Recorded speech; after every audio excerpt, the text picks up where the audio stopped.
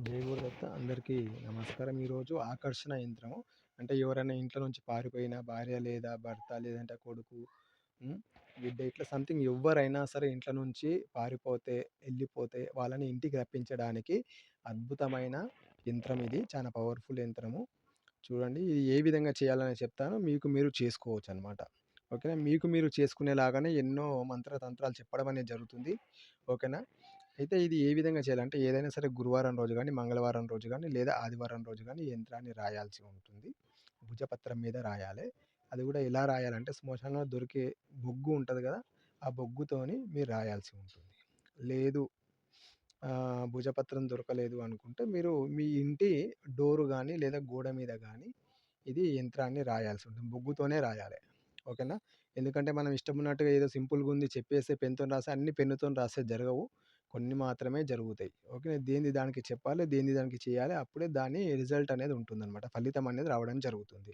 ఓకేనా. అయితే ఇది ఎవరైనా సరే పారిపోతారు గదా! అప్పుడు ఈ యంత్రాన్ని ఉపయోగించుకోవచ్చు. అది ఏ విధంగా జేయాలంటే ఒకటి భుజపత్రం మీద రాయాలి. ఒకటి డోర్ మీద రాయాల్సి ఉంటుంది. ఓకేనా. రాసేసి ఏం జేయాలంటే మన పూజా మందిరం ఉంటది గదా! ఒకటి పూజా మందిరంలో పెట్టాలి. ఒకవేళ పూజా మందిరంలో నేను పెట్టనండి అంటే బొగ్గుతోని రాసాను పెట్టను అని అనుకుంటే మీరు మీ మెయిన్ డోర్ ఉంటది గదా! మెయిన్ డోర్‌కి తలుగేయండి. అంటే ఇట్లా ఊగులాడేలాగా చేయండి. లేదంటే బయట ఏదైనా సరే చెట్టుకి గట్టేసేయండి.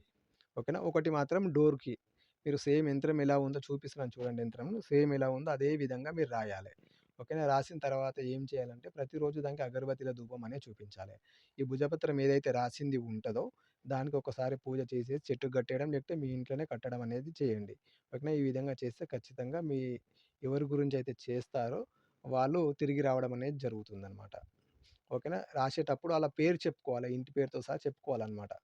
దీంట్ల చెప్పుకొని చేయాలి. ఈళ్ళ గురించి చేస్తున్నా ఇట్లా, ఇట్లా అని చెప్పేసి చేయాలి.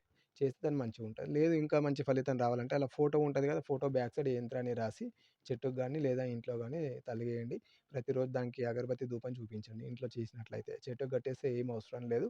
ఫస్ట్ రోజు మాత్రం పూజ చేయండి. పూజ చేసి కట్టేసేయండి సరిపోతది. ఓకేనా. 11 రోజుల లోపట మీకు ఆ వ్యక్తి గాని, లేదంటే అంటే ఆడవాళ్ళు గాని, మగవాళ్ళు ఎవరైనా సరే ఎవరి గురించైతే మీరు చేస్తారో వాళ్ళు మళ్ళా తిరిగి మీ దగ్గరికి రావడం అనేది జరుగుతుంది. ఓకేనా. ఈ వీడియో మీకు నచ్చినట్లయితే లైక్ చేయండి, షేర్ చేయండి, సబ్స్క్రైబ్ చేసుకోండి. అదేవిధంగా మీకు ఎలాంటి ప్రాబ్లమ్స్ ఉన్నా, ఎలాంటి సమస్యలున్నా, లేదు ఎలాంటి విద్య నేర్చుకోవాలనుకున్నా సరే నేను నేర్పియడం అనేది జరుగుతుంది. మీరు ఫోన్ చేయండి. స్క్రీన్ మీద కనిపించే నంబర్‌కి ఫోన్ చేస్తే నేను మాట్లాడతాను. మీకు ఏ ప్రాబ్లమ్ ఉన్నా సరే సాల్వ్ చేయడం అనేది జరుగుతుంది. ఓకేనా. జై గురుదత్త.